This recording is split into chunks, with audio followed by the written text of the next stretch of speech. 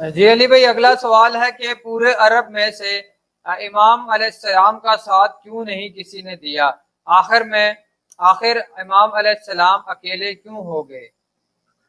دیکھیں یہ میں تو کل بھی ڈسکس کر چکا ہوں، مائیں روزانہ تو حسین پیدا نہیں کرتی ہیں، پھر اسی وقت ایک کمیونیکیشن گیپ بھی تو تھا نا.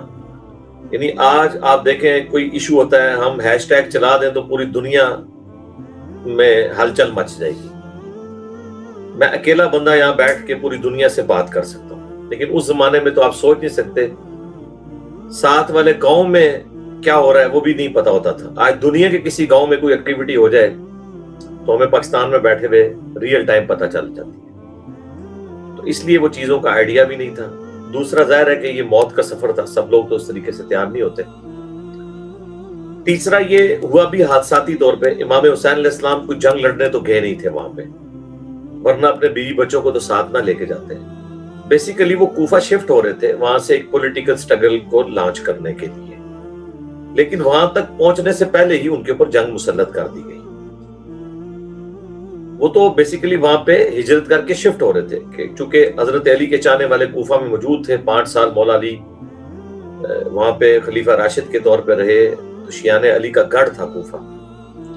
اور ویسے بھی اسلامک ورلڈ میں وہ اس وقت سب سے امپورٹنٹ جگہ تھی، کیونکہ کوفہ شہر جو ہے وہ اس کو حضرت عمر نے فوجی چھاونی کے طور پہ بنایا تھا تاکہ مدینہ شریف میں تو رہ کے رومن امپائر کا مقابلہ نہیں کیا جا سکتا تھا. پرشین امپائر تو پوری مسلمانوں کے پاس آ گئی تھی. رومن امپائر کی کچھ باقیات تھیں جو جزیہ دیتے تھے، لیکن ان سے خطرہ رہتا تھا کہ مسلمان حکومت پہ وہ حملہ نہ کر دیں، اور ان کو سب سے پہلے عراق ہی پڑتا تھا. تو اس لیے حضرت عمر کا یہ ویژن تھا، انہوں نے کوفے میں فوجی چھاونی قائم کر دی تھی.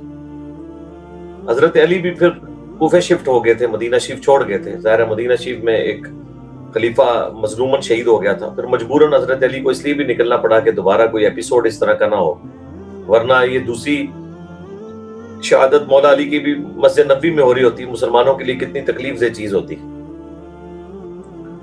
پہلے 2 خلفاء تو یہاں شہید ہو چکے، سیدنا عمر اور سیدنا عثمان رضی اللہ عنہما علیہم السلام.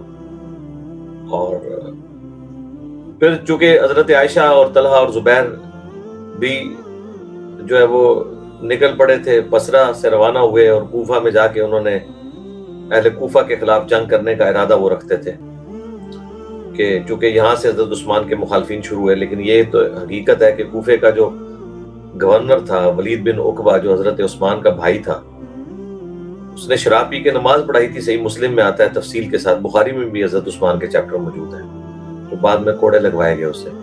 تو مسلمانوں کے دل میں نفرت تھی حضرت عثمان کے گورنروں کے لیے، اور حضرت عثمان کی گورنمنٹ اسی دن کمزور ہوگی جب انہوں نے ولید بن عقبہ کو کوفہ کے لوگوں نے خود معزول کر کے نکال دیا وہاں سے، اور ابو موسیٰ اشعری کو وہاں پہ گورنر نامزد کر دیا. اب ظاہر خلیفہ وقت کے لیے تو یہ بڑی عجیب چیز تھی کہ ان کی اجازت کے بغیر اس طرح کا کام ہو گیا، لیکن ریونج ہی اتنا تھا. تو اس لیے کلپریٹ سمجھتے تھے اہل کوفہ کو وہ لوگ جو حضرت عثمان کے خون کا بدلہ لینا چاہتے تھے. تو حضرت علی سے آگے بجائے وہ ڈیمانڈ کرتے مدینہ شریف میں. دیکھیں آج پرائم منسٹر سے کوئی چیز ڈیمانڈ کرنی ہوتی ہے تو اسلام آباد میں دھرنا دیا جاتا ہے نا، جہاں پرائم منسٹر بیٹھے ہوئے. لیکن انہوں نے بجائے مدینہ شریف آنے کے، انہوں نے فوج تیار کر کے ٹریڈ قانون کو ہاتھ میں لینے کی کوشش کی. وہ تو پھر سورۃ الحجرات میں واضح ہے کہ ریٹ آف دی گورنمنٹ تو قائم ہوگی. جب مسلمانوں کا کوئی گروہ باغی ہو تو قتال کرو. حضرت علی نے پھر قتال کیا. کوفے کے لوگوں پہ اس وقت وہ گورنر تھے ابو موسیٰ اشعری کے، جو ان کو کہہ رہے تھے ہم نیوٹرل رہیں گے، جنگ میں حصہ نہیں لیں گے. حضرت علی نے پھر عمار بن یاسر اور حضرت حسن کو بھیجا. بخاری میں ان کا خطبہ موجود ہے کہ لوگوں، ایک طرف عائشہ ہیں جو دنیا اور آخرت میں تمہارے نبی کی بیوی ہیں، یہ صحیح بخاری کے الفاظ ہیں. عمار بن یاسر نے خطبہ دیا، خود نچلی سیڑھی پہ کھڑے ہوئے، حسن ابن علی کو اوپر والی سیڑھی پہ بٹھایا.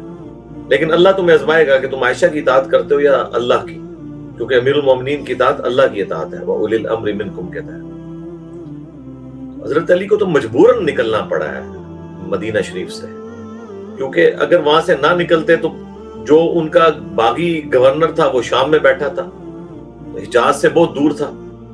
تو کوفے میں بیٹھ کے اس کی حرکتوں کو بھی کاؤنٹر کیا جا سکتا تھا، اور دوسرا جو لوگ کوفے پہنچے ہوئے تھے خود ریٹ آف دی گورنمنٹ کو چیلنج کرنے کے لیے اور حکومت کے یعنی قوانین کو اپنے ہاتھوں میں لینے کے لیے، ان کو بھی کرنا تھا۔ عبداللہ ابن سلام جو صحابی ہیں وہ سامنے آ کے مولا علی کے کھڑے ہو گئے تھے گھوڑے کی مہار پکڑ کے، اور منتیں مارتے رہے امیر المومنین آپ نہ نکلیں مدینہ شریف سے، کیونکہ مجھے نہیں لگتا کہ آپ اگر نکل گئے تو دوبارہ دارالخلافہ کبھی مدینہ ہوگا۔ لوگ یہ روایت تو بیان کرتے ہیں لیکن یہ نہیں دیکھتے کہ آپ نے حضرت علی کو مدینے میں رہنے نہیں دیا، مجبور کیا ہے، آپ نے علی کو مجبور کیا نکلنے پہ، اور اس کے بعد ان کے بیٹے حسین ابن علی کو مجبور کیا کہ حج کے دنوں میں زبردستی بیعت لینے کی کوشش کی، تو وہ مدینہ سے مکہ اور پھر مکہ سے کوفے کی طرف روانہ ہوئے۔ تو تصویر کا ایک رخ تو بتایا جاتا ہے، دوسری مجبوریاں نہیں بتائی جاتی ہیں۔ بہرحال مولا علی کے وہاں شفٹ ہونے کی وجہ سے یہ ہو گیا کہ پھر دنیا میں مسلمانوں کے علم کے اعتبار سے دو مرکز بن گئے، ایک مدینہ اور دوسرا کوفہ۔